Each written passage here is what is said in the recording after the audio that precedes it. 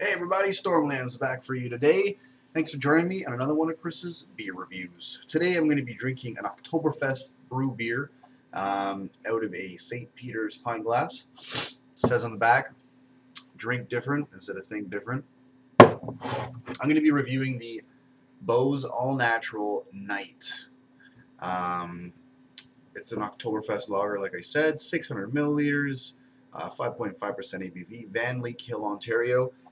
Beau's All Natural Brewery is really starting to kick it across Toronto. They had the All Natural Spring Lager that was originally came out. They came out with a Dunkel. They came out with a Beaver River. They came out with a Bogwater, which was my personal favorite so far, and they came out with this night one. So they're doing their seasonal things. You know, I'm not a big lager fan. I really didn't think I was going to like the brewery when they first came out with their, traditional spring lagers, because I'm not really a lager fan, and there really wasn't too much flavor to it. But you know what? Lager drinkers are loving the heck out of it, regardless of the fact that it costs $15 for 4 600 milliliter bottles. If you think about it, you're actually getting more beer than you would if you were just buy a 6-pack for that price. So I'm going to read a little tidbit off of the flap they give here. I'm going to tell you all in advance, I am not an Oktoberfest beer fan. I've had several Oktoberfest beers. This is really strange because I love beers that come out in October, so you'd think that I would like an Oktoberfest beer, but this is not the case. Nightmarzen is the traditional Oktoberfest style of beer, our only regularly produced lager.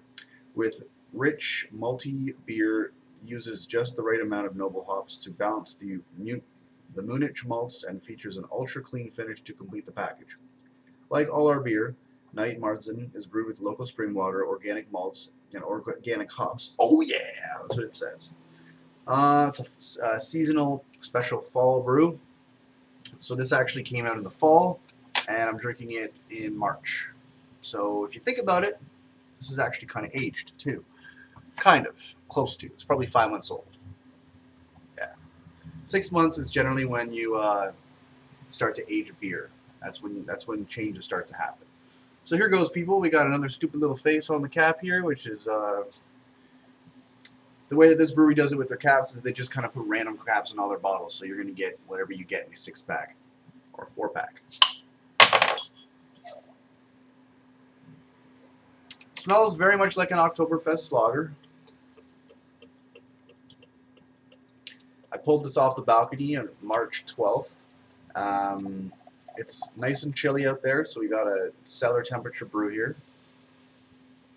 Believe it or not, there's no snow, and it was sunny all day today, so the fact that I'm serving this at room temperature is pretty surprising considering the warmth of the weather. You may not notice this, but I'm like that high up. Oh yeah. Alright, well, check it out. I could have poured it betterly. I could have poured it better. We got a 3-finger head here. Very close to white, but it's a little bit off white. Just a little bit. You can see right there. Typical style lager, transparent. I can actually see my entire reflection on the monitor, so everything's all good. Loads of carbonation going out through here. Small to medium and large bubbles. I definitely smell the organicness of this beer. Picking up on a lot of the malts. Not really much of the hops.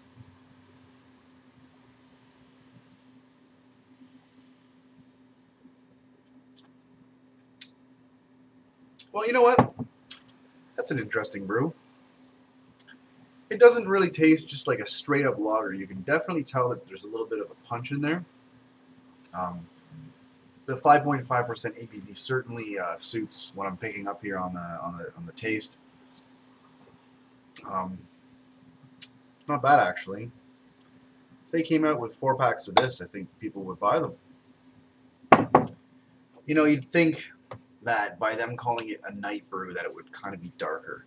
But as you can tell, it's just a little bit darker than your average traditional lager.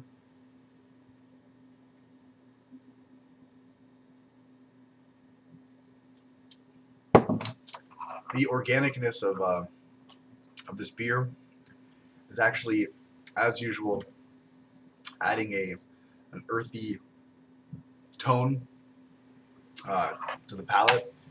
It's very, very interesting. It's not too bitter or I don't know. A lot of organic beers I'm finding out there have this kind of like a specific taste to it that you either love or you hate. And this beer does a fine job of masking that and making it into its own little flavor.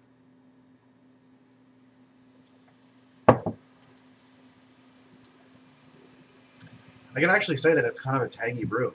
It's kind of tangy. Not when I say tangy, I don't mean sweet at all. I mean like you get kind of like a tangy taste on the center of your palate. It's definitely an original taste. I mean, I couldn't compare this to Mill Street's organic lager whatsoever. That one tastes much more watered down. Both are from Ontario, so if I had to pick one, I'd pick this one right here.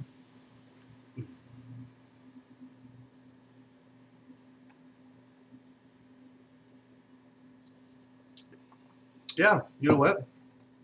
You get a really nice earthy taste on your palate, and that's genuinely what you're picking up from this brew.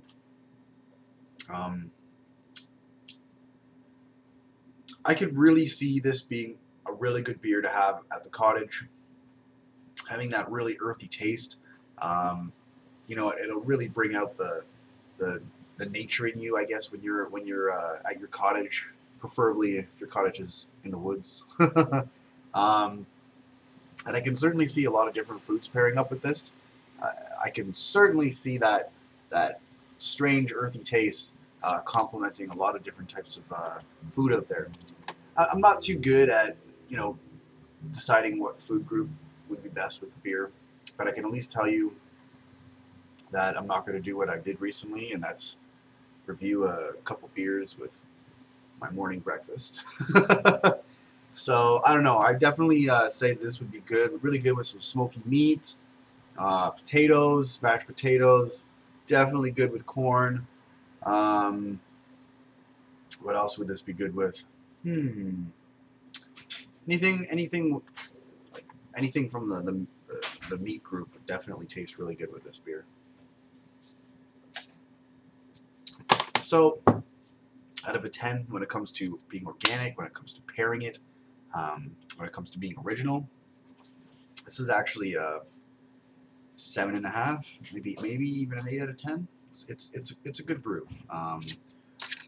That's the best I could say for now. So, as per usual, thanks for joining me on another one of Chris's beer reviews. Don't drink and drive, but drink responsibly. Cheers.